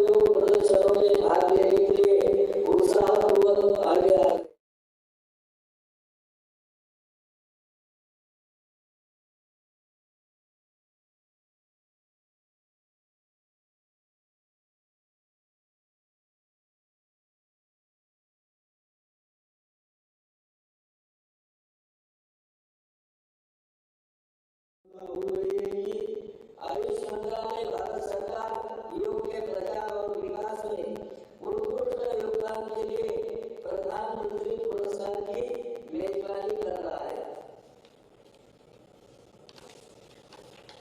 योग डे चैलेंज 2024 के तहत योग से संबंधित प्रौद्योगिकी और उत्पादों का नवाचार और विकास करने के लिए एक प्रतियोगिता का आयोजन किया जा रहा है। जब हम योग और कर्मयोग की भावना के साथ आगे बढ़ते हैं तो एक व्यक्ति के रूप में, एक समाज के रूप में, एक देश के रूप में हमारी शक्ति भी कई गुना बढ़ जाती है। आज हमें इसी भावना के साथ संकल्प लेना है कि हम अपने स्वास्थ्य के लिए, अपनों के स्वास्थ्य के लिए हर संभव प्रयास करेंगे। हम एक संगठन कश्मीर और श्रीनगर का ये वातावरण, ये ऊर्जा और अनुभूति, योग से हमें जो शक्ति मिलती है, श्रीनगर में हम उसे महसूस कर रहे हैं। मैं देश के सभी लोगों को, दुनिया के कोने कोने में योग कर रहे लोगों को कश्मीर की धरती से योग दिवस की बधाई देता हूं। साथियों, इंटरनेशनल योगा डे 10 वर्ष की ऐतिहासिक यात्रा पूरी कर चुका है। 2014 में मैंने यूनाइटेड नेशंस में इंटरनेशनल योगा डे का प्रस्ताव रखा था। भारत के इस प्रस्ताव का 177 देशों ने 177 समर्थन किया था और ये अपने आप में एक रिकॉर्ड था। तब से योग दिवस लगातार नए रिकॉर्ड बनाता जा रहा है। 2015 में दिल्ली में कर्तव्य पथ पर 35,000 लोगों ने एक साथ योग किया। ये भी एक विश्व रिकॉर्ड था। पिछले साल मुझे अमेरिका में यूएन हेडक्वार्टर्स में योग दिवस के आयोजन का नेतृत्व करने का अवसर मिला था। इसमें भी 130 से ज्यादा देशों के लोगों ने भाग लिया था। योग की ये यात्रा अनवरत जारी है। भारत में आयुष विभाग ने योग प्रैक्टिशनर्स के लिए योगा सर्टिफिकेशन बोर्ड बनाया है। मुझे खुशी है कि आज देश में 100 से ज्यादा बड़े संस्थानों को इस बोर्ड से मान्यता मिल चुकी है। विदेश के 10 बड़े संस्थानों ने भी भारत के इस बोर्ड से मान्यता प्राप्त की है। साथियों, आज पूरी दुनिया में योग करने वालों की संख्या निरंतर बढ़ रही है। योग के प्रति आकर्षण भी बढ़ रहा है। योग की उपयोगिता के संबंध में भी जन सामान्य कन्विंस हो रहा है। मैं विश्व में हर जगह जितने भी ग्लोबल लीडर से मिलता हूं, जहां भी जाता हूं, शायद ही कोई एक आध मिल जाएगा जो मेरे से योग की बात न की हो। दुनिया के सभी वरिष्ठ नेता जब भी मौका मिलता है मेरे से योग की चर्चा जरूर करते हैं और बड़े जिज्ञासा से सवाल पूछते हैं। दुनिया के कितने ही देशों में योग डेली लाइफ का हिस्सा बन रहा है। मुझे याद है मैंने 2015 में तुर्कमेनिस्तान में योग सेंटर का उद्घाटन किया था। आज वहां योग बेहद पॉपुलर हो चुका है। तुर्कमेनिस्तान की स्टेट मेडिकल यूनिवर्सिटी में भी योग थेरेपी को शामिल किया गया है। सऊदी अरब ने तो योग को अपने एजुकेशन सिस्टम में भी शामिल किया है। मंगोलिया में भी मंगोलियन योग फाउंडेशन के तहत कई योग स्कूल चलाए जा रहे हैं। यूरोपियन देशों में भी योग का चलन तेजी से बढ़ा है। जर्मनी में आज करीब 1.5 करोड़ लोग योग प्रैक्टिशनर बन चुके हैं। आपको ध्यान होगा, इसी साल भारत में फ्रांस की 101 साल की एक महिला योग टीचर को पद्मश्री अवार्ड दिया गया था। वो कभी भारत नहीं आई थी, लेकिन उन्होंने योग प्रचार के लिए अपना पूरा जीवन समर्पित कर दिया है। आज विश्व के बड़े बड़े इंस्टीट्यूशंस और यूनिवर्सिटीज में योग पर रिसर्च हो रहे हैं, रिसर्च पेपर पब्लिश हो रहे हैं। साथियों, बीते 10 वर्षों में योग का ये जो विस्तार हुआ है, उससे योग से जुड़ी धारणाएं बदली हैं। योग अब सीमित दायरे से बाहर निकल रहा है। आज दुनिया एक नई योग इकोनॉमी को आगे बढ़ने में देख रही है। आप देखिए, भारत में ऋषिकेश, काशी से लेकर केरला तक योग टूरिज्म का नया ट्रेंड देखने को मिल रहा है। दुनिया भर से टूरिस्ट इसलिए भारत आ रहे हैं क्योंकि उन्हें भारत में ऑथेंटिक योग सीख रहा है। आज योग रिट्रीट बन रहे हैं, योगा रिसोर्ट बन रहे हैं। एयरपोर्ट में, होटल्स में योग के लिए डेडिकेटेड फैसिलिटीज बनाई जा रही है। मार्केट में योग के लिए डिजाइन परिधान, अपैरल्स, इक्विपमेंट आ रहे हैं। लोग अब अपनी फिटनेस के लिए पर्सनल योग ट्रेनर भी रख रहे हैं। कंपनियां भी एम्प्लॉय वेलनेस इनिशिएटिव के तौर पर योग और माइंडफुलनेस प्रोग्राम शुरू कर रहे हैं। इन सब ने युवाओं के लिए नए अवसर बनाए हैं, युवाओं के लिए रोजगार के मौके बनाए हैं। Friends, the theme of this year's International Day of Yoga is Yoga for Self and Society. The world is looking at yoga as a powerful agent of global good. Yoga helps us live in the present moment without barriers. It connects us with ourselves and our deepest feelings. It brings about oneness of the mind, body, and soul. Yoga helps us realize that our welfare is related to the welfare of the world around us. When we are peaceful within, we can also make a positive impact on the world.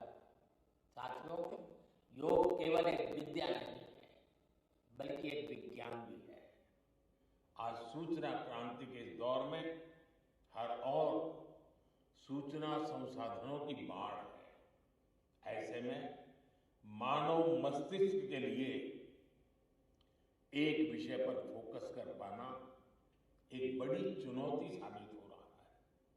इसका भी निदान हमें योग से मिलता है।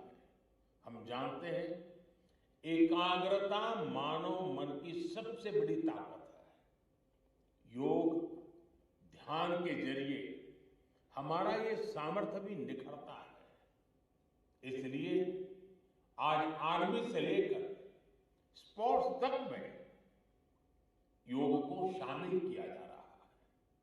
Space progress में भी जो एस्ट्रोनॉट को ट्रेनिंग दी जाती है, उन्हें भी योग और ध्यान की ट्रेनिंग दी जाती है। इससे प्रोडक्टिविटी भी बढ़ती है, सहन शक्ति भी बढ़ती है। आजकल तो कई जेलों में कैदियों को भी योग कराया जा रहा है ताकि वो सकारात्मक विचारों पर अपने मन को केंद्रित कर सके। यानी योग समाज में सकारात्मक बदलाव के नए रास्ते बना रहा है। साथियों, मुझे विश्वास है योग की ये प्रेरणा हमारे सकारात्मक प्रयासों को ऊर्जा देती रहेगी। साथियों, आज थोड़ा विलंब हुआ क्योंकि वर्षा ने कुछ बाधाएं पैदा की, लेकिन कल से मैं देख रहा हूं पूरे जम्मू कश्मीर में, श्रीनगर में योग के प्रति जो आकर्षण बना है, जिस उमंग और उत्साह के साथ लोग योग के साथ जुड़ने के लिए आतुर हैं, ये अपने आप में जम्मू कश्मीर के टूरिज्म को भी एक नई ताकत देने का अवसर बन गया है। मैं आज इस कार्यक्रम के बाद ऐसे जो योग से जुड़े लोग हैं उनको मिलकर के ही जाऊंगा।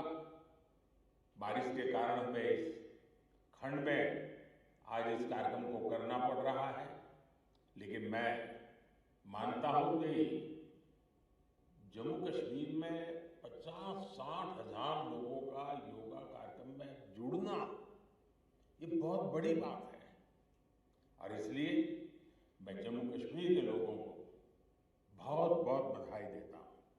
इसी के साथ आप सभी को एक बार फिर योग दिवस की बहुत बहुत बधाई। पूरे विश्व के योग प्रेमियों को मेरी बहुत बहुत शुभकामनाएं। बहुत बहुत धन्यवाद।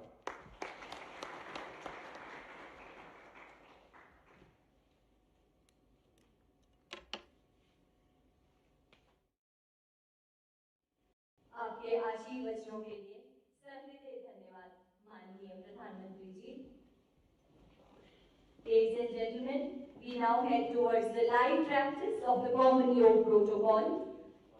Now I request Dr. Kashinath Samgandi, Director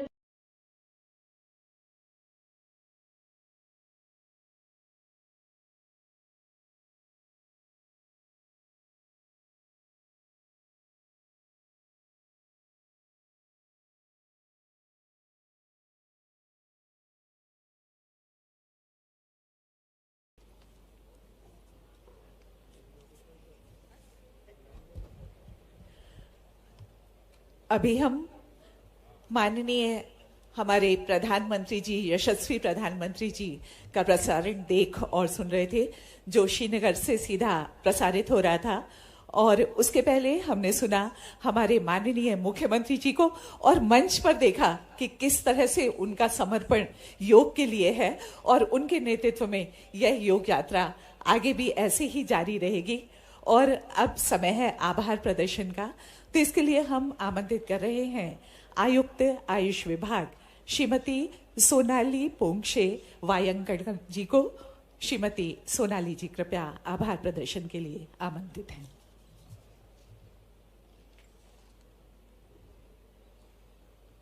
नमस्कार। 10वां अंतर्राष्ट्रीय योग दिवस 2024 के उपलक्ष्य में राज्य स्तरीय कार्यक्रम का आयोजन आज दिनांक 21/6/2024 को मुख्यमंत्री निवास में माननीय मुख्यमंत्री जी के मुख्य आतिथ्य में संपन्न हुआ, जिसमें हमने माननीय प्रधानमंत्री जी के आशीर्वचन भी प्रसारण के माध्यम से प्राप्त किए। आज माननीय मुख्यमंत्री जी के कर कमलों द्वारा श्री अन्न संवर्धन अभियान का भी शुभारंभ किया गया। मैं माननीय मुख्यमंत्री जी को कृतज्ञता ज्ञापित करती हूँ कि उन्होंने अपने व्यस्ततम समय में समय निकालकर हमें योग के माध्यम से और आहार विहार के माध्यम से सकारात्मक जीवन शैली हेतु प्रेरित किया।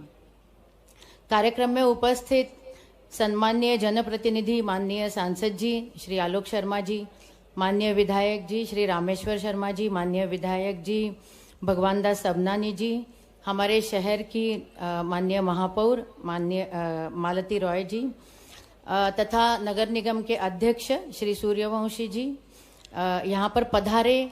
आपके आने से हम सभी ऊर्जावान हुए। आप सभी को आयुष परिवार की ओर से बहुत बहुत धन्यवाद।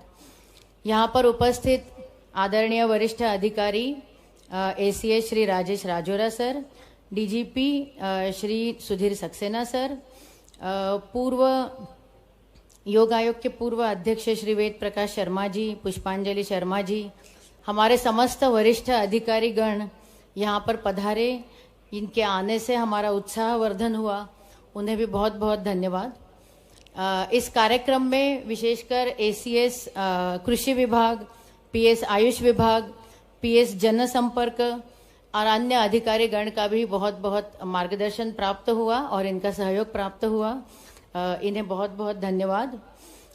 यहाँ पर जो बच्चे आए हैं वो उच्च शिक्षा, तकनीकी शिक्षा, स्कूल शिक्षा, ये विभागों के सारे बच्चे पार्टिसिपेट किए हैं और इन्हें जो योग प्रदर्शक भी प्राप्त हुए हैं, इन सभी का बहुत बहुत धन्यवाद, क्योंकि इनके आने से हमारा प्रोग्राम जो है वो सफल हुआ।